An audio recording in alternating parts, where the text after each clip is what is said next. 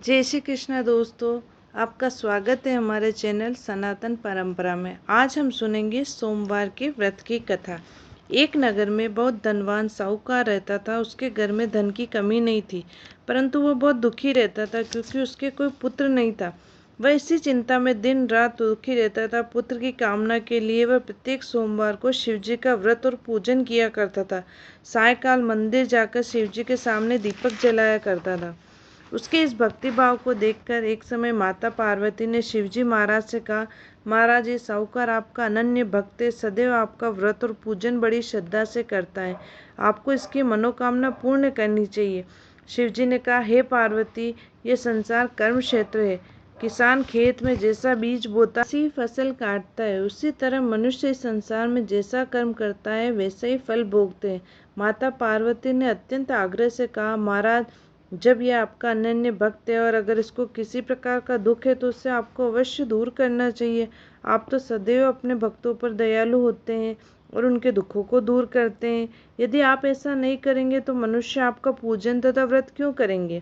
माता पार्वती का ऐसा आग्रह देख शिवजी कहने लगे, हे पार्वती, इसके कोई पुत्र नहीं है, इसी चिंता में यह अति दुखी रहता है। इसके भाग्य में पुत्र न होने पर भी मैं इसको पुत्र की प्राप्ति का वर देता हूँ, परंतु वह पुत्र केवल 12 वर्ष तक जीवित रहेगा। इसके पश्चात वो मृत्यु को प्राप्त हो जाएगा। इससे अधिक मैं इसके लिए नहीं कर सकता। माता पार्वती और भगवान शिव का यह वार्तालाप साहूकार सुन रहा था। इससे उसको न कुछ प्रसन्नता हुई न ही कुछ दुख हुआ। वह पूर्व की तरह शिव जी का व्रत और पूजन करता रहा।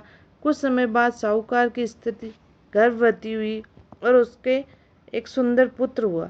साहूकार के घर में बहुत खुशी मनाई गई, परंतु साहूकार तो ये जानता था कि उसकी केवल 12 वर्ष की आयु है, इसलिए उसने अधिक प्रसन्नता प्रकट नहीं करी, न ही उसने किसी को यह भेद बताया।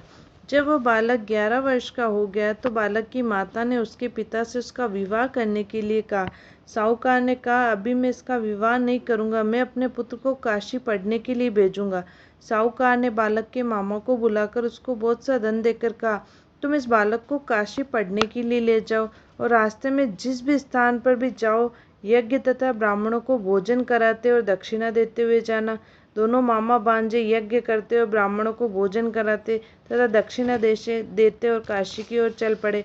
रास्ते में उनको एक शहर पड़ा। उस शहर के राजा की कन्या का विवाह था, परंतु जो राजकुमार विवाह कराने के लिए आया था वह एक आंख से काना था।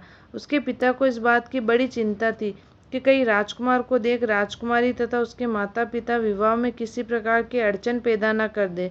जब उसने अति सुंदर सेठ के लड़के को देखा तो मन में विचार आया, क्यों न द्वाराचार के समय इस लड़के से वर का काम चलाया जाए। ऐसा मन में विचार कर राजकुमार के पिता ने उस लड़के और उसके मामा से बात की। वे राजी हो गए। फिर उस साहूकार के लड़के को वर के कपड़े पहनाकर तथा घोड़ी पर बैठाकर कन्या के द्वार पर ले गए। सभी कार्य प्रसन्नता से पूर्ण हो गए। राजकुमार के पिता ने सोचा कि यदि विवाह कार्य भी इसी लड़के से करा लिया जाए तो क्या बुराई है। ऐसा विचार कर लड़के और उसके मामा से कहा, यदि आप फेरों और कन्यादान के काम को भी करा दे तो आपकी बड़ी कृपा होगी। मैं इसके बदले आपको बहुत सारा धन दूंगा। दोनों ने इसे सहर्ष स्वीकार कर लिया और विवाह कार्य भी बहुत अच्छी तरह से संपन्न हो गया। सेठ का पुत्र जिस समय जाने लगा तो उसने राजकुमार की चुंदड़ी के पल्ले पर लिख दिया, तेरा विवाह मेरे साथ हुआ, परंतु जिस राजकुमार के साथ तुमको भेजेंगे वह एक आंख से काना है। मैं काशी पढ़ने जा रहा हूँ। सेठ के लड़के के जाने के पश्चात राजकुमारी ने जब अपनी चुंदड़ी पर ऐसा लिखा हुआ पाया तो उसने काने राजकुमार के साथ जाने से मना कर दिया। उसने अपने माता पिता को सारी बात बता दी और कहा कि ये मेरा पति नहीं है, मेरा विवाह इसके साथ नहीं हुआ है। जिसके साथ मेरा विवाह हुआ है वह तो काशी जी पढ़ने गया है।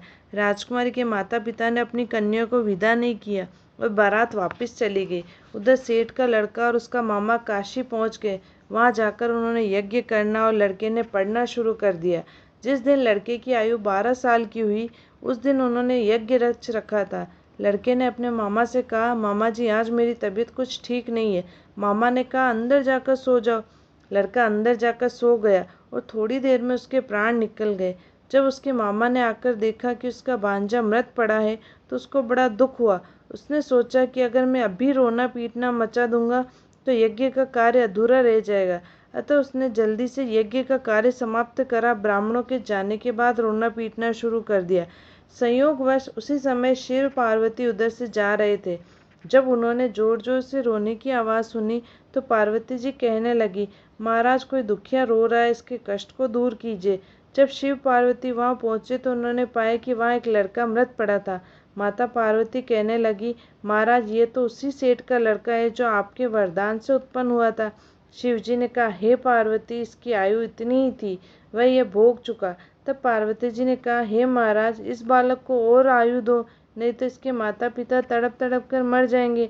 माता पार्वती के बार बार आग्रह करने पर शिवजी ने उसको जीवन का वरदान दिया। शिवजी की कृपा से वह लड़का जीवित हो गया और शिवजी और पार्वती जी कैलाश पर्वत चले गए। शिक्षा पूर्ण होने पर वह लड़का और उसका मामा उसी प्रकार यज्ञ करते, ब्राह्मणों को भोजन कराते तथा दक्षिणा देते अपने घर की ओर चल पड़े। रास्ते में उसी शहर में आए जहाँ उस लड़के का वहाँ की राजकुमारी से विवाह हुआ था। वहाँ आकर उन्होंने यज्ञ आरंभ किया। उस लड़के के ससुर वहाँ के राजा ने उसको पहचान लिया और महल में ले जाकर उसकी बहुत आवभगत की।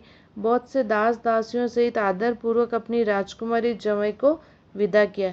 जब वे अपने शहर के निकट आए तो माता ने कहा कि मैं पहले तुम्हारे घर जाकर तुम्हारे माता पिता को खबर कराता हूँ। जब उस लड़के का मामा घर पहुंचा तो लड़के के माता पिता घर की छत पर बैठे थे। उन्होंने ये प्रण कर रखा था कि यदि हमारा पुत्र सकुशल लौट आया तो हम राजी खुशी नीचे आ जाएंगे, नहीं तो छत से गिरकर अपने प्राण दे देंगे। उस लड़के के मामा ने आकर जब ये समाचार दिया कि आपका पुत्र आ गया है, तब उनको विश्वास नहीं हुआ। तब उसके मामा ने शपथ पूर्वक कहा कि आपका पुत्र अपनी पत्नी तथा बहुत सारा धन साथ लेकर आया है। तो सेठ प्रसन्नता से भर उठा। सेठ सेठानी आनंद पूर्वक नीचे आए। बाहर आकर उन्होंने अपने पुत्र तथा उसकी पत्नी का भरपूर स्वागत किया। सब बड़ी प्रसन्नता के साथ रहने लगे। जो कोई सोमवार के व्रत को धारण करता है अथवा इस कथा को पढ़ता या सुनता है, उसके सब दुख दूर होकर उसकी समस्त मनोकामनाएं पूर्ण होती तथा इस लोक में नाना प्रकार के सुख भोग कर अंत में सदाशिव के लोक को प्राप्त होता है।